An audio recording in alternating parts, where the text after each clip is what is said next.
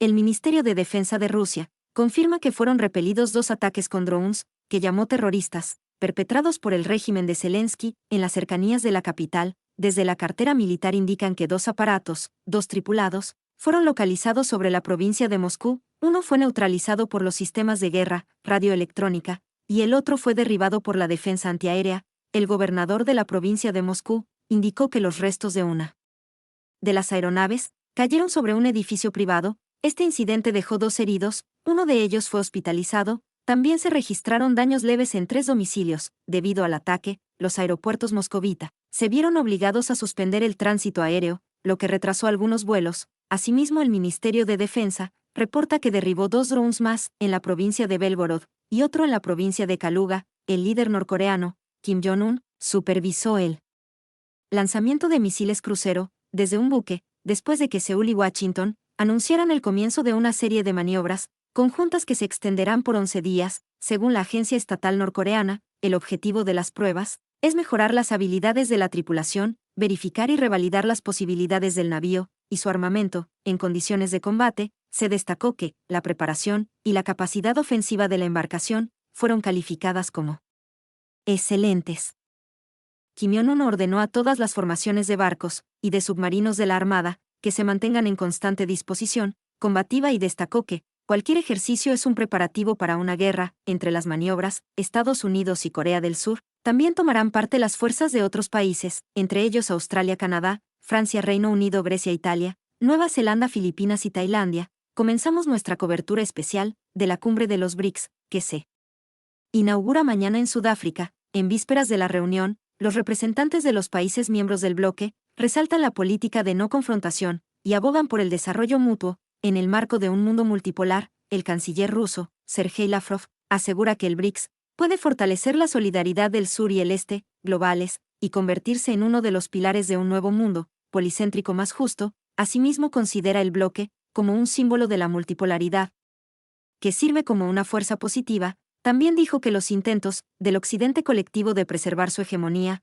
han tenido el efecto contrario, y que el mundo está cansado de la presión de las élites y sus doctrinas coloniales y racistas. Por su parte, presidente sudafricano Cyril Ramaphosa apunta a la neutralidad de su país en el contexto político. Pese a las disputas de las potencias globales, aboga por ampliar el BRICS para representar un grupo variado de naciones que comparten el deseo de establecer un orden mundial más equilibrado. Mientras tanto, el mandatario brasileño Luiz Ignacio Lula da Silva prioriza la búsqueda de alternativas en el ámbito económico. Entre ellas se destaca la creación de una moneda común para no depender de las divisas de terceros países. Está todo listo para la 15ª cumbre del BRICS. Hay pancartas con el evento por todas las calles. También se nota una fuerte presencia policial que brinda la seguridad. Y es que se trate de una ocasión especial, porque es la primera vez que los líderes del grupo BRICS se reúnen de forma presencial después de la pandemia. Eso sí, el presidente ruso, Vladimir Putin, participará en formato de videoconferencia. Hay que destacar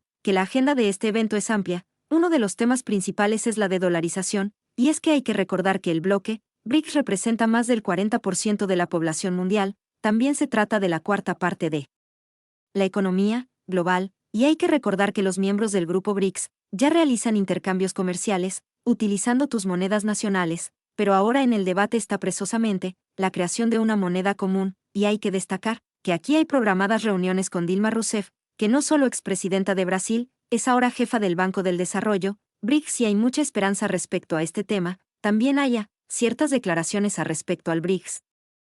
Por ejemplo, el líder cubano Miguel Díaz-Canel destacó que él cree que BRICS quitaría la hegemonía a Estados Unidos, al Banco Mundial y al Fondo Monetario Internacional. Hablando precisamente de otros países, hay que destacar que más de 20 naciones, pues, han mostrado su deseo oficial de adherirse al bloque. Entre estos países podemos destacar, por ejemplo, Argentina, Venezuela, Bolivia. De hecho, el presidente boliviano estará presente aquí, Luis Arce. También otros países como por ejemplo Arabia Saudí, entre ellos. Y es que el tema de los nuevos miembros es muy interesante, porque hay que recordar que este bloque fue creado por 4 países: Brasil, Rusia, India y China, y solo después se agregó Sudáfrica. Y aunque no hay una postura común respecto a los nuevos miembros, pues es aquí donde se va a debatir este tema. El periodista estadounidense Tucker Carlson brindó interesantes declaraciones en el marco de su visita a Europa Oriental para entrevistar al presidente de Serbia, Aleksandar Vučić. aseguró que el líder serbio le indicó que la guerra desatada por la OTAN contra Rusia está llevando al colapso de la economía europea, subrayó el efecto devastador que tuvo la voladura de los gasoductos Nord Stream para la economía alemana, considerada como la locomotora del bloque. Estas son las consecuencias de que la Unión Europea decida seguir la línea de Washington, en vez de pensar en sus propios intereses. Estados Unidos, en muchos sentidos, si se ha beneficiado por la situación actual. Sin embargo, para Europa, estas sanciones, por supuesto, a final de cuentas tienen un efecto boomerang, en el cual pues se ve el golpe en varios sentidos. No se ve en golpe en el aspecto energético, en el aspecto comercial, en el aspecto turístico, y en muchos frentes que a final de cuentas pues, hace ver cómo a final de cuentas, la Unión Europea se dejó llevar una vez más por la línea de edades de Washington, sin priorizar cuál sería el interés de la Unión Europea. En este momento no, entonces es de estar con las manos atadas a una política exterior decidida por Washington. Complica mucho la situación de poder desarrollar económicamente Europa después, sobre todo en una situación de crisis, como lo que se ha vivido en los últimos años. No, entonces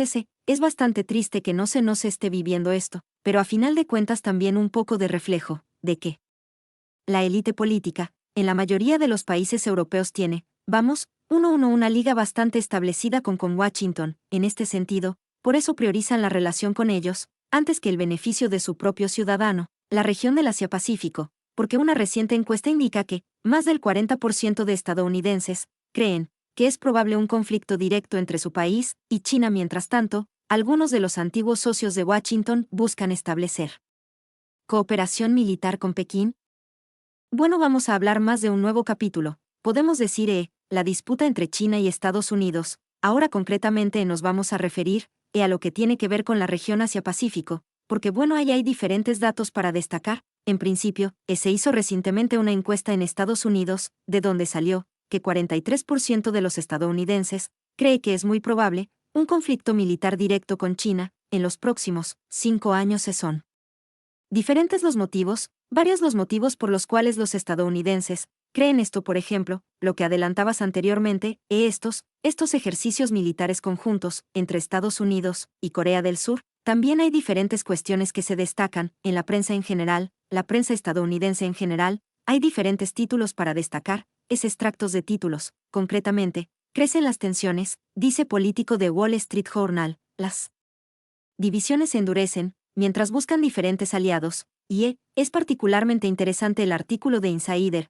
que dice Estados Unidos y China están preparándose para una guerra, y el título también agrega que Estados Unidos no está listo. Al menos los analistas locales consideran que la industria militar estadounidense está retrasada con respecto a la China, y también hay que destacar como un motivo para creer que es posible una confrontación militar entre Estados Unidos y China. La reciente visita de el presidente de Corea del Sur y del primer ministro de Japón a Estados Unidos, donde estuvieron allí con Joe Biden, como se los ve aquí. Los analistas también dicen que esto significa un golpe positivo, de parte de una victoria, podemos decir, parte de Biden contra China, pero de todas formas todavía no tan importante, y además también se destaca que Biden va a firmar un acuerdo con Vietnam, no un acuerdo de asociación estratégica en busca de contrarrestar a China. Y aquí el contexto también es más complejo, cuando China y Emiratos Árabes Unidos anuncian que harían estas maniobras. Si anuncian oficialmente, lo han anunciado para este mes,